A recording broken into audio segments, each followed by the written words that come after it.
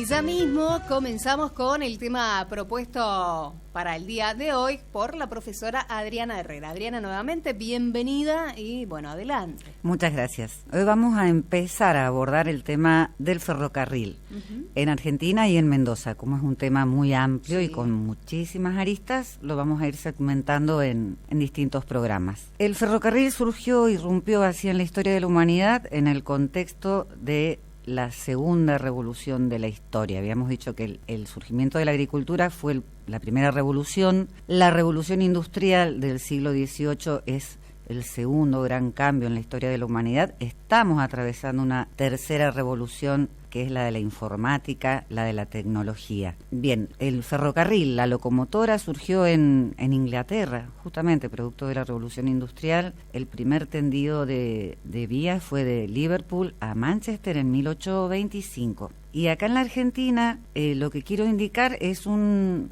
señalamiento de lo económico y político que marcó la época. Argentina, ya desde la Revolución de Mayo, su economía, la lucha por el libre cambio, la figura de Gran Bretaña propiciando que no hubiera aranceles y demás, se encaminaba directamente hacia un modelo agroexportador que se consolida claramente hacia 1880. ¿En qué consistía este modelo agroexportador? En que a nivel global, en la economía mundial, existen países industrializados y países productores de materias primas. A la Argentina le cupo esa situación, bajo la influencia y la dependencia clara de Gran Bretaña, que era la potencia hegemónica en el mercado mundial. Es así que en 1857 surge el primer ferrocarril en Buenos Aires. Cuando Buenos Aires estaba separado del resto del país, hizo un viaje muy cortito, desde donde hoy está el Teatro Colón hasta Floresta, y era un ferrocarril estatal, porque en general los ferrocarriles en la Argentina estuvieron en manos británicas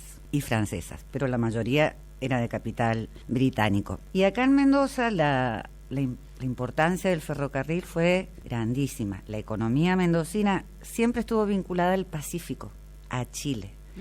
El ferrocarril llega en 1885, realiza un viaje el general Roca, está acá junto al gobernador, que también era del Partido Autonomista Nacional, que era Rufino Ortega, y se queda inaugurada esta obra. Y ya a partir de 1885 cambia la orientación económica, se va a dirigir hacia el Atlántico y a que Mendoza también ubique sus productos en los mercados atlánticos. ¿Qué pasaba? Durante 300 años de colonia, un viaje a Buenos Aires llevaba de 1 a 2 meses. Con la llegada del ferrocarril, la gran revolución es que duraba 2 días.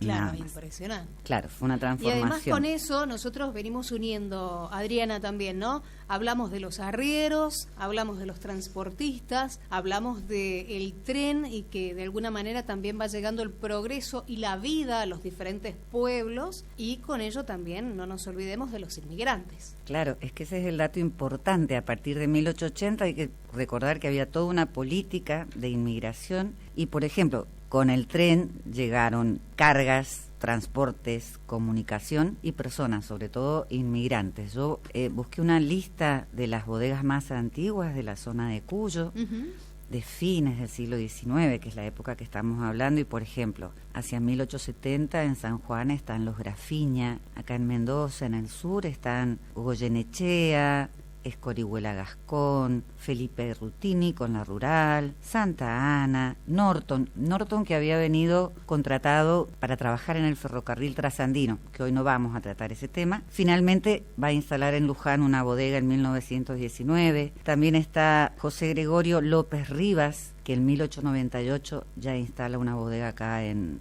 Maipú. Y que vamos a estar hablando con gente, si todo va bien hoy, de su familia. Claro, y también Trapiche con Tiburcio Venegas en el año 1883. Entonces todas estas transformaciones giran en torno al ferrocarril. La empresa que manejaba el transporte fue la VAP, Buenos Aires al Pacífico, que desarrolló una gran tarea también acá en Mendoza, en Mendoza no, en el país, en el desarrollo agropecuario, porque tenían un órgano periodístico que era La VAP, una revista mensual que hablaba de agricultura, de ganadería. También, por ejemplo, en 1925 en la localidad de Rama Caída, en San Rafael, crearon un vivero con variedades certificadas de frutales para mejorar la producción agropecuaria. Y también, por ejemplo, se instalaban, que he estado viendo fotos, desvíos a las bodegas de las vías del tendido del ferrocarril. Claro, porque era la manera de sacar sus producciones, sus productos para vender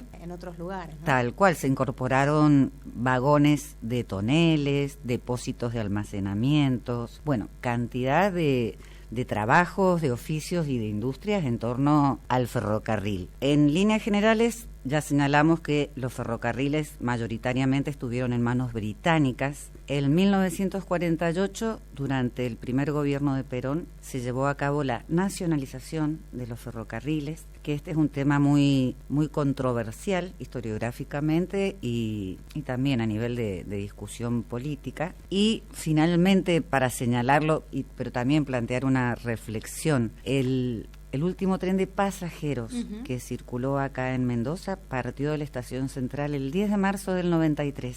Era el Cuyano. Tal vez muchos oyentes recuerden otros como el Sanjuanino, el Aconcagua, el Libertador. Y es que en el año 89, durante la presidencia de Menem, un 17 de agosto, fecha fácil de recordar por San Martín, 17 de agosto del 89, se sancionó una ley de reforma del Estado que permitió la privatización de muchos servicios públicos. Entonces creo yo que es como para reflexionar el tema de si un servicio público necesariamente debe dar renta o bien ser eso, un servicio y velar por el bien de todos. Y me quedé pensando también en tu relato, Adriana, relacionando, ¿te acordás cuando hablábamos con el doctor Pedro Massman, que decía que hay que cuidar los caminos y la mayor problemática es cómo se llega o cómo se saca, en este caso, digamos, cómo se transportaban la gente de los pueblos, pero también cómo se sacan las mercaderías? Cuando hablamos con la cooperativa, inclusive, que hacía chivitos, hamburguesas de chivo y todo eso, se hablaba de los caminos. Mira qué importante que era que pasara en ese caso, claro, alguna vía alternativa para poder transportar también lo que producen. Exactamente. Hoy hemos hecho los servicios, ¿no? De alguna manera. Seguro, una semblanza muy rápida, tal vez desprolija, porque, bueno, ya lo comentamos, es complejo, pero estaría bueno pensar en que existan las carreteras y también las vías férreas. Ojalá que este proyecto de que va a volver el tren a Mendoza dentro de poco tiempo. Bueno, y hoy no lo hemos tratado, pero también tiene mucho que ver con el turismo. En realidad, el tren de carga está, lo que va a volver el tren de pasajeros. El tren de pasajeros, pero por ejemplo, el hotel de Puente del Inca, a 2.700 metros de altura, el hotel de Uspallata, todo esto surgió en torno al ferrocarril. Entonces son actividades realmente importantes. Sí. Importantes. Bueno, y que vamos a seguir conversando en los sucesivos programas con la profesora Adriana Herrera. Muchas gracias. De nada. Protagonistas del campo argentino.